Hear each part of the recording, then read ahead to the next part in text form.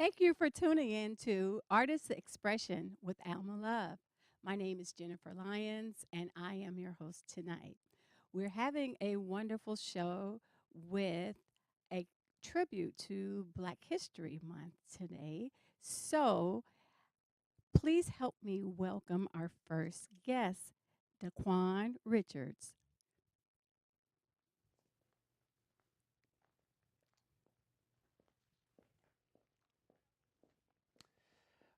The first poetry piece I will be performing in front of you today will be called I Be That Poet. I be that poet. I be that 5'11 brother that gets judged on the things he wears and the way he sports his colors and don't care who shares a negative opinion with his own brother. And to think you were a friend that I can call my brother? I be that young man that draws out his hand so you guys will understand my way of becoming a man just by using a paper and a pen. You may judge me on the way I talk and the way I stand, but the things you will not judge me on are the things that I use in my head. I be that poet. The next poetry piece I'll be performing for you today is called Plant. Root me in your soil so that I may grow beautifully in your garden. Care for me as if I were your child, so loving and caring, my leaves begin to sprout. Place me in the sun so that you can see me shine. Only then will you know what kind of flower am I. The next poetry piece I'll be performing for you today is called The Flower of Love, and I'll be reciting that off of my phone.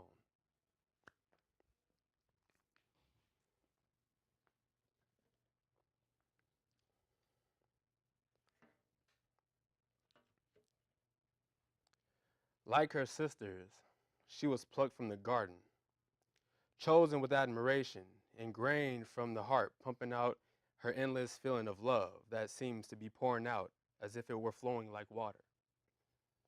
The flow of her love is the power and the healing of mankind's many darkest hours.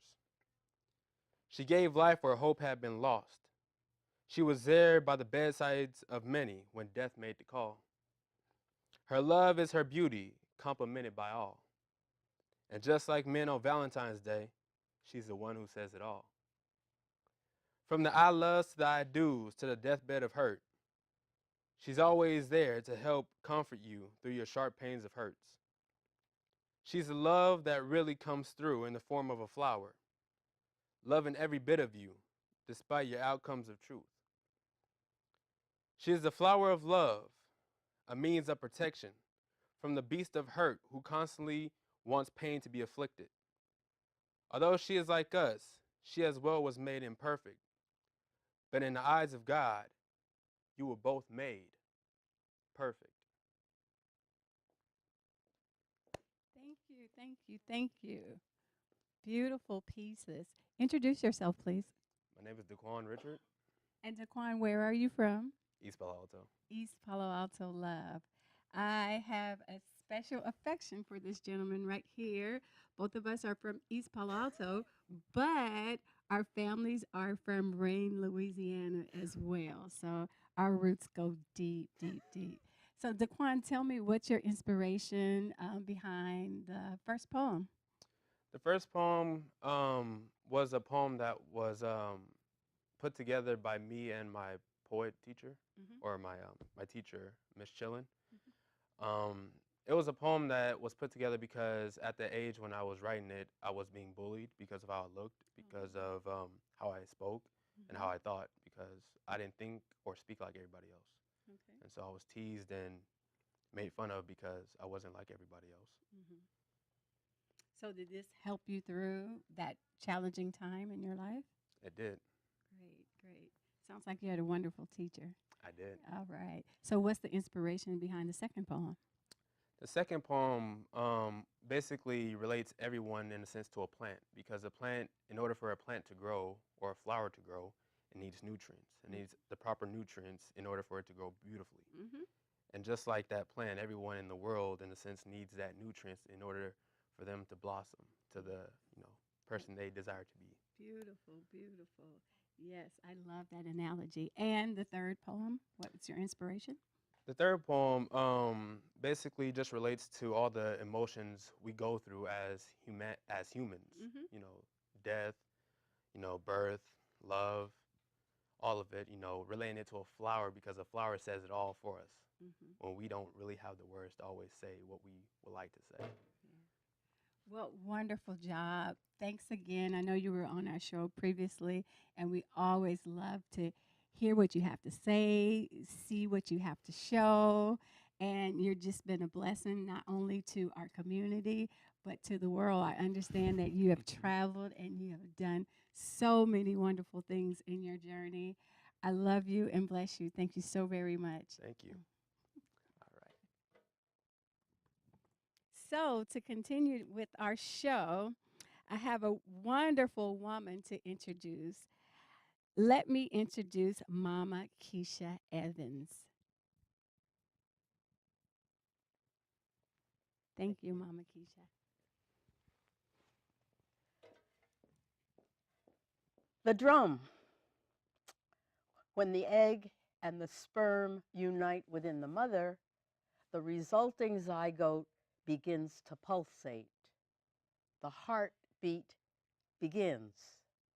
This pulsating is the beginning of a drumming impulse that historically pulsates throughout the collective consciousness of the African man and woman. Therefore, the drum in Africa is intrinsically tied to the physical, emotional, and spiritual life of the African. Although many with African roots are physically separated from the land, this collective consciousness remains in our genes to this day. It has been said that drums are inseparable from African culture. They help define it. The drum has been used to communicate over long distances as well as for local information.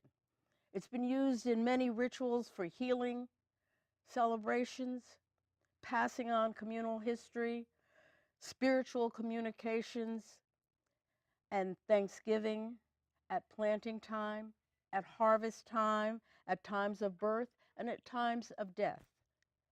Drums have traditionally been an essential part of the African daily life. The drum maker is held in special esteem in Africa as one who takes the living tree and makes it into a drum.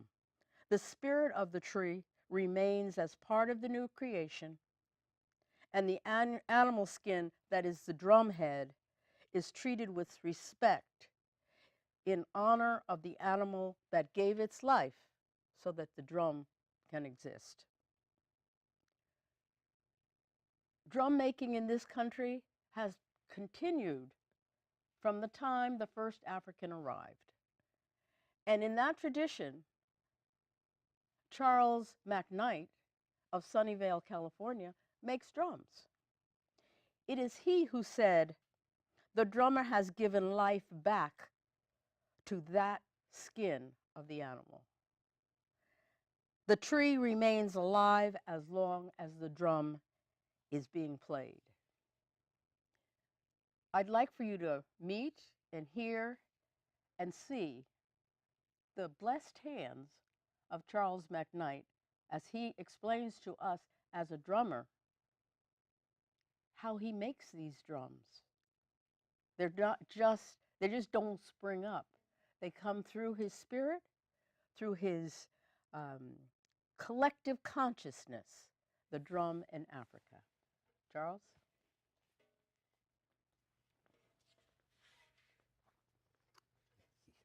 You want to start?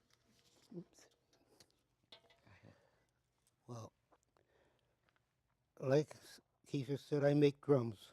I've been making them for probably nearly 40 years. The drums I make are stave drums. I generally start with a block. I'll put a pattern on the block, and when the block is done, I'll cut it into staves. Each block will be 4 staves. my drums, most of my drums are 16 staves. So 4 blocks, 16 staves. And I cut the stave. After I cut the stave, I shape the stave. See, it's wider at one end and narrower at the other. And there's a 13-degree angle on it. So that when you put the staves together, they'll form a circle. Then I glue them together, put structure rings inside, and that's essentially a drum. The materials I use, I, I went dumpster diving about 20 years ago, and at a furniture store in Berkeley, and it was wonderful. I mean, all this beautiful wood in this dumpster, and I went there a couple of times, and the guy at the store put a fence around the dumpster. Uh-oh. So I went in and talked to him. I took a drum in there and showed him what I was doing with it, and he told me, "Come back, and we'll help you put the wood in the truck." He told me once, he said, "You've got wood for life." Mm-hmm. And I gotta believe him because I'm still getting wood from him. Mm-hmm. And I get wood from anywhere else I can too. I mean, I'll go out in the woods and bring home a piece of wood, or if I see something on the street that's wood, I'll take it home and make something of it. But I put together, I do probably 5 different types of drums. This one's a tambourine.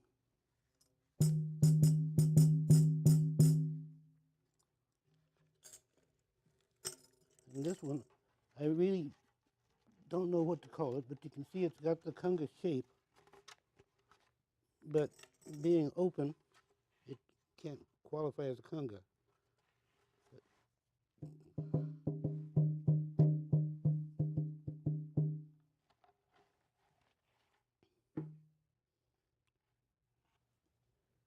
And I also make clave and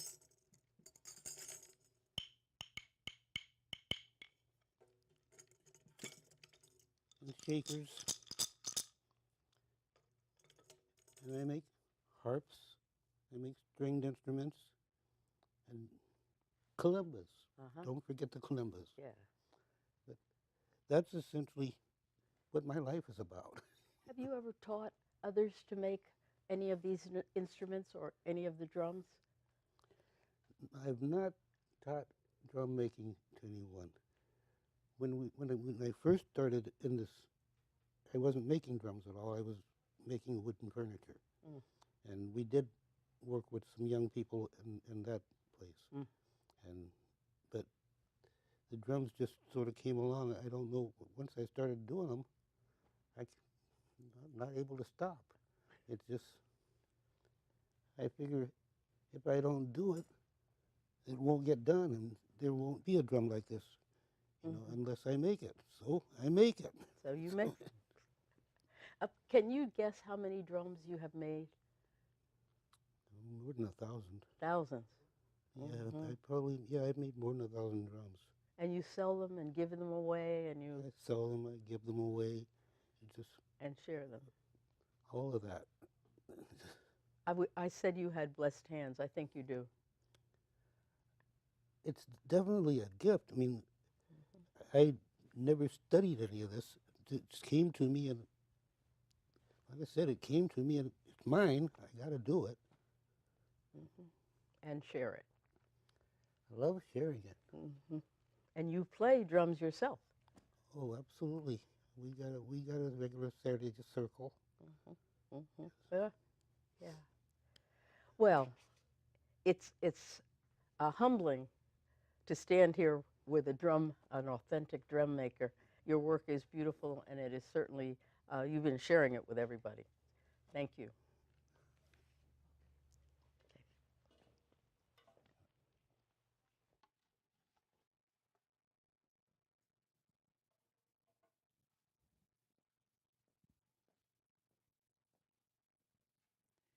Well, thank you, Mama Keisha and Mr. Charles. That was a wonderful um, poem and also a wonderful presentation of how drums are made. Just simply beautiful. So, we're going to continue with the show and we're going to introduce Sage Isabella and Mr. Stephen Nunley.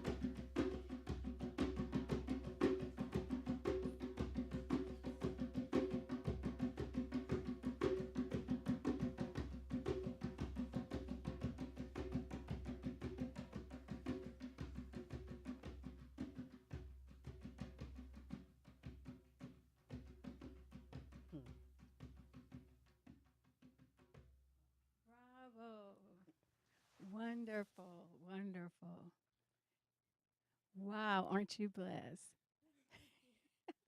Could you please introduce yourself? Yeah, I'm Sage Isabella. Get your breath there, Yeah, right? I'll try. Wow, Sage, it's just wonderful looking at you dance to the beat of the wonderful sound of the drums. Boy, you're talented.